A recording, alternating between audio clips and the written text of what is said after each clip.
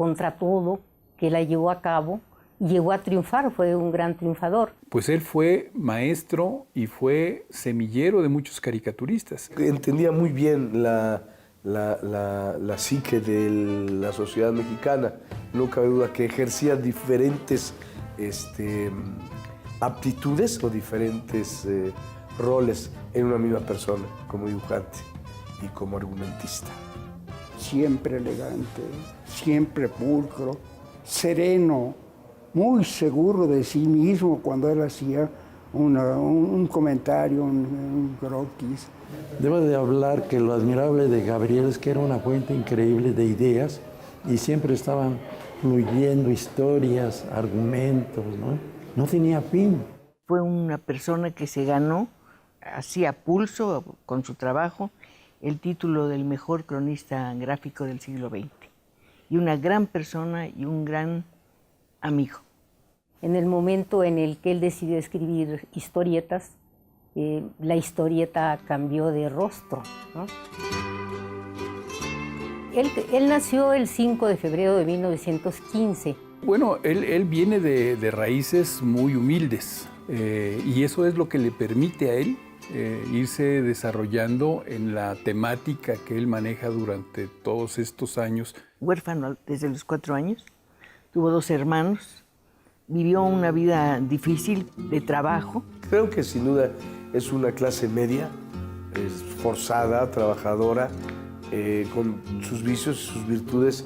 Después de la Revolución, empezó el Distrito Federal a ser como un paraíso para la provincia que estaba muy mal en esos años. Pero el padre murió cuando él tenía 4 años y eran 12 hermanos, era una familia muy numerosa.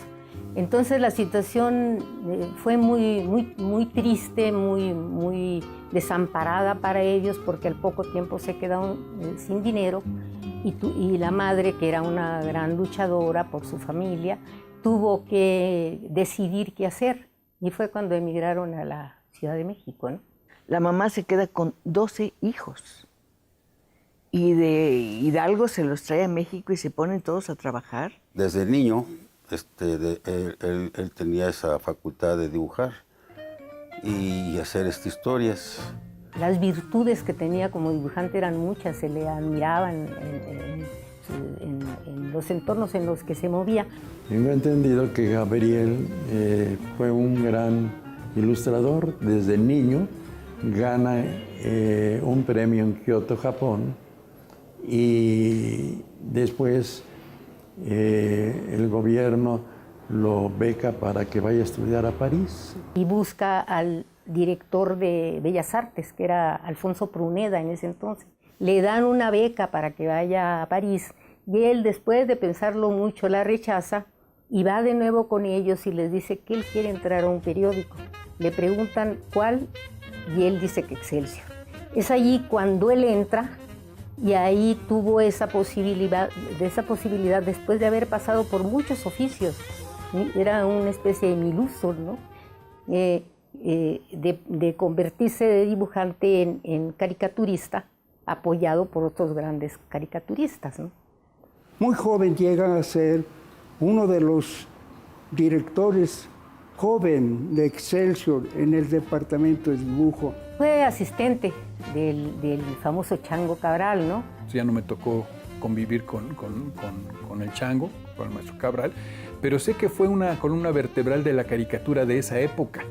Toda la gente que estaba a su alrededor, me acuerdo que estaba el maestro Freire, estaba Huisi, por supuesto que Gabriel Vargas. Él se dejó rodear, el Chango, por un grupo de grandes de la caricatura. Y dentro de ese grupo estaba, por supuesto, el maestro Vargas, pero yo no le encuentro mucha relación, ni en estilo, ni en nada. Yo creo que, y no soy la única, se ha escrito mucho sobre eso, que eso fue la principal influencia que tuvo sobre Gabriel Vargas, el hecho de que la mejor forma de retratar un personaje es ir directamente al entorno donde viven. Pasó a trabajar con el coronel García Balseca, que era era un coronel de la Revolución, tenía mucho dinero, tenía periódicos, tenía una editorial que se llamaba Editorial Panamericana y empezó a sacar revistas y ahí Gabriel Vegas empezó a hacer una historieta que se llamó Los Superlocos. Los Superlocos, que fue una historieta de mucho éxito. Empezó a hacer la primera historieta, le dijo el general García Barceca, yo quiero que me hagas una historieta, te voy a pagar 1,000 pesos a la semana. Hizo la de Filemón Metralla, Los Superlocos. Yo creo que toda esta época de los superlocos, los supersabios, toda esta época que eran puro super, seguramente fue una influencia que estuvo rodando por ahí de los años 50, 40 y que entre todos se iban alimentando, unos iban siendo maestros de otros, que aún así sigo pensando que Gabriel tomó un camino distinto a todo lo demás. Las otras revistas eran un poco más humorísticas, del humor por el humor. Y el maestro Vargas usó el humor, pero lo llevó a cabo por la parte social, que eso es, yo creo que lo que le dio la sobrevivencia hasta hoy nuestros días. Tuvo muchísimo éxito, pero después vino lo otro, que fue La Familia Burrón, que llegó a tirar 500,000 ejemplares a la semana.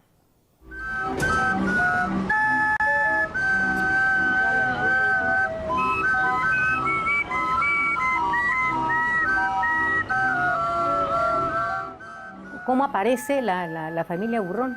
Fue una apuesta que él hizo con un adaptador de telenovelas que se llamaba Alfonso Ferrari. Cuentan que le dijeron que él no iba a poder hacer nunca otra revista con ni la calidad ni el éxito de Los Superlocos. De Los Superlocos. Y dice que él agarró el reto, eso, palabras de él, que él agarró el reto y fue como hizo La Familia Burrón. Hace a un lado Los Superlocos y empieza a dibujar La Familia Burrón. Cuando regresa el coronel García Barceca, que andaba de viaje, pues se queda sorprendido, ¿no? Cómo su historieta la habían quitado, ¿no? Y lo regaña, le dice, oye, pues esto no es un juego, es un negocio. Pero entonces él, un poco contrito y además humilde, le dice, permítame nada más los 3 meses de la apuesta y lo que usted diga. Él fue creando esta historieta porque él así sentía que se tenía que escribir, él así sentía que se le facilitaba por las vivencias que él ya había tenido, pero tampoco le tenía garantizado ni él pensaba en que era un éxito ya el que él hiciera esta historieta. Entonces yo creo que fue tanto circunstancial como que le logró pegar al maestro con el gusto popular y ahí está el éxito. Él siempre jugaba mucho con hacer mofa y burla de nombres. Burrón, Guataneta, Doña Gladys, y hacía muchos, ¿no? Petra la exótica, siempre jugaba mucho con este tipo de palabras, pero yo creo que de ahí agarró burrón como una palabra chusca. A mí, desde que era algo así como venir de burro, de soquete, ¿no? Ay, es un burro. Él dice que él se fija mucho en aquellas personas que no siendo tontas, sino inteligentes, nunca trascienden, nunca dejan sus oficios tradicionales y pese a que son inteligentes y podían hacer mucho más, se quedan siempre. Pone el ejemplo de Regino Burrón, ¿no? En donde el que es peluquero por herencia de su propio padre que había sido peluquero. Entonces dice, pues esos son unos burros, unos burrones. Y yo creo que lo que significa para la cultura popular es precisamente el ahondamiento en la vida de todos esos diversos personajes de los barrios populares de la Ciudad de México. Como él la retrató, creo que son las típicas vecindades de un México que ya no existe. Es un referente histórico. Simple y sencillamente era un reflejo de aquellos años. Era un reflejo del México de los 40s, que todavía estaba lleno de vecindades, por eso la historia es de una vecindad. Pues antes se vivía mucho en vecindad, ¿no? Yo también tengo que reconocer, yo fui de vecindad, ¿no? Y entonces la temática de Gabriel, pues fue explotar esa forma de vida de cómo se vivía en las vecindades, ¿no?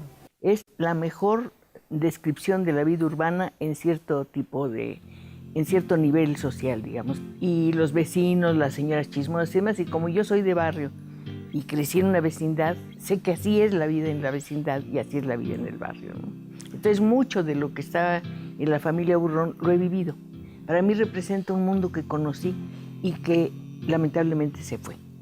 Era el pensamiento de narrar como hacían los tlacuilos, nuestros grandes artistas de Mesoamérica.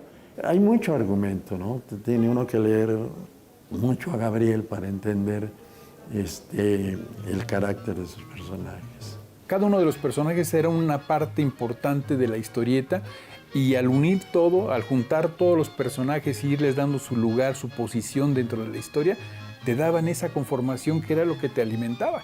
Son personas que él veía en la calle, caminaba mucho, se fijaba mucho en los detalles del pueblo, de la gente que anda a pie, ¿no?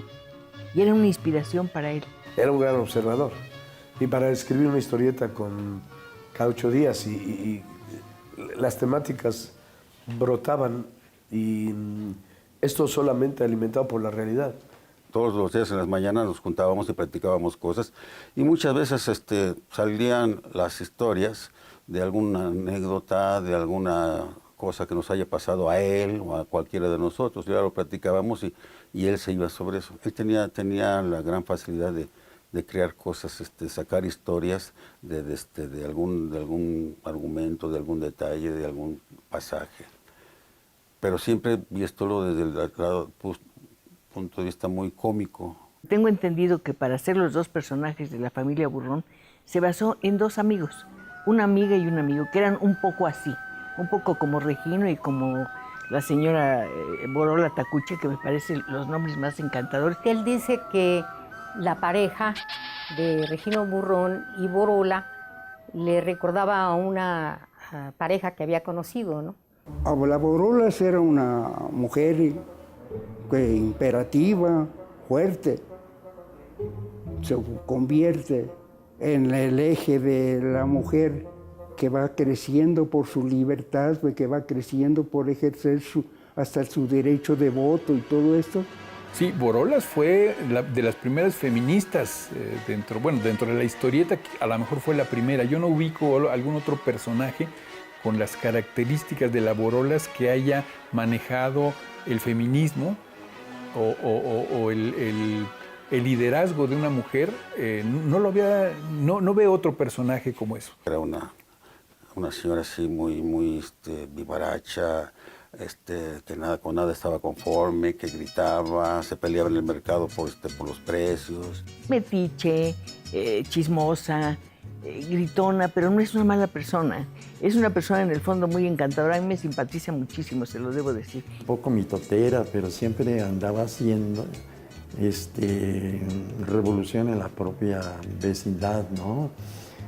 A veces organizaba fiestas, organizaba mítines, organizaba movimientos, entre comillas, políticos, ¿verdad? Cosas así por el estilo, ¿no? Era una persona justiciera. Es decir, al mismo tiempo que aspiraba a tener más, cuando enfrentaba a un entorno adverso, lo que le movía a ella y lo que le hacía iracunda y rabiosa no era nada más así, no era una neurótica, era alguien que era víctima de la sociedad y que aspiraba a la justicia.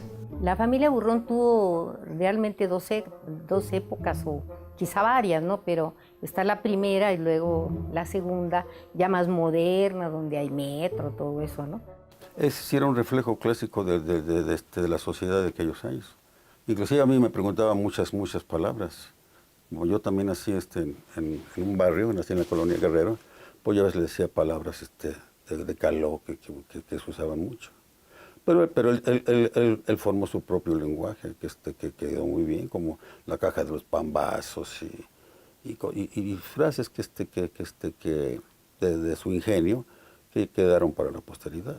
Él veía cómo hablaban, cómo alteraban las palabras y las fue él retomando, la manopla, los soclayos, todo eso, ¿no?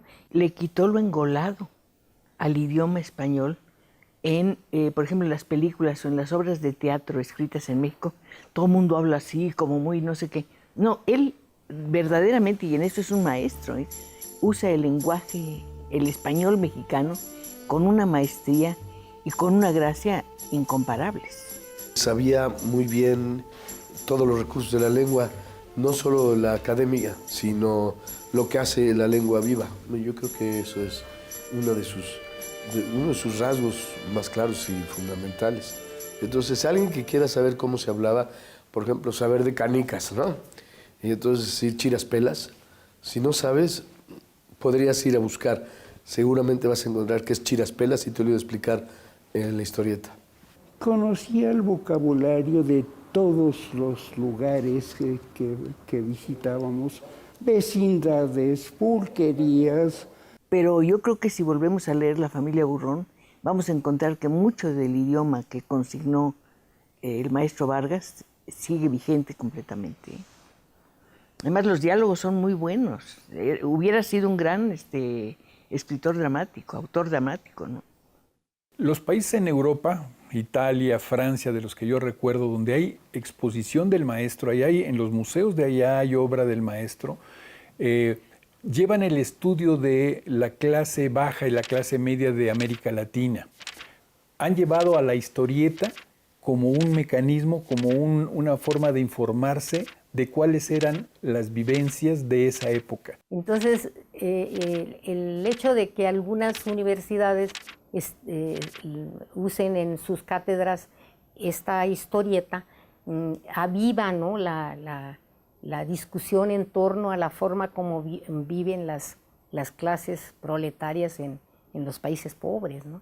Para otras personas, como que este tipo de seres como Regino sean insignificantes, no son héroes, no son guapos, no son ricos, no son famosos, no, pero son seres humanos.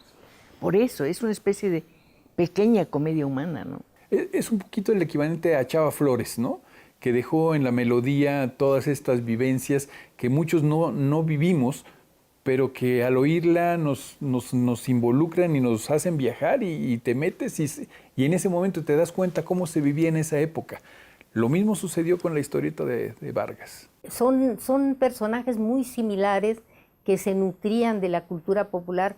Si estuviera en esta época, seguramente habría integrado ya el WhatsApp y como nadie, ¿no? Estaba muy abierto a todo lo que ocurría en su época.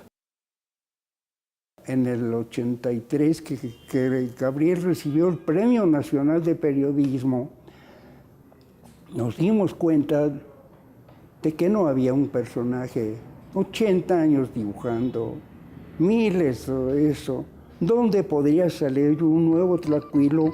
Porque entregábamos el Tlacuilo de Oro anualmente a lo mejor de la historieta.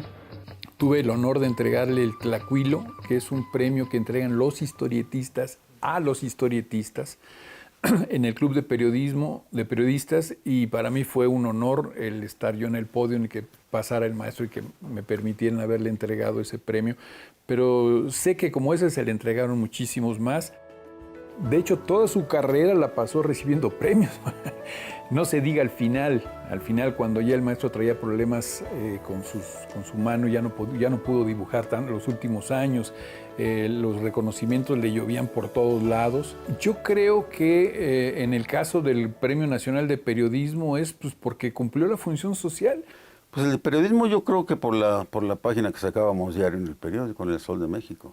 O sea, sacábamos una página diario, era una historieta, pero con contenido social, de crítica, ahí sí, de política y cosas por el estilo. Y formó con Lupita Pendini, exactamente, con un éxito rotundo, la editorial GG, que hizo de La familia Burrón un libro.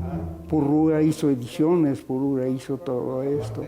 Muchas formas de vida en la comunidad están en la obra de Gabriel, cómo él la captó, la organización social de una vecindad, por ejemplo. Hay muchas disputas y muchas querellas y celos y cosas así, como es natural, pero en el fondo hay una trama muy cerrada y muy interesante.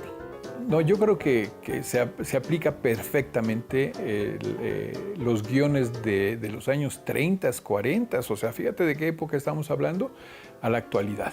Lo que se sigue comprando del maestro Vargas es la vigencia, la parte anecdotaria y el humor.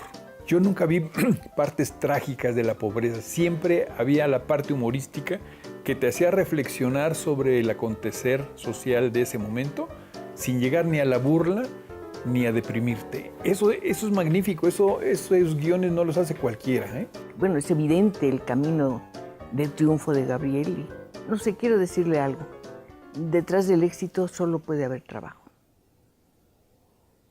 No, en el otro no creo. Yo no creo en nada que sea de la noche a la mañana.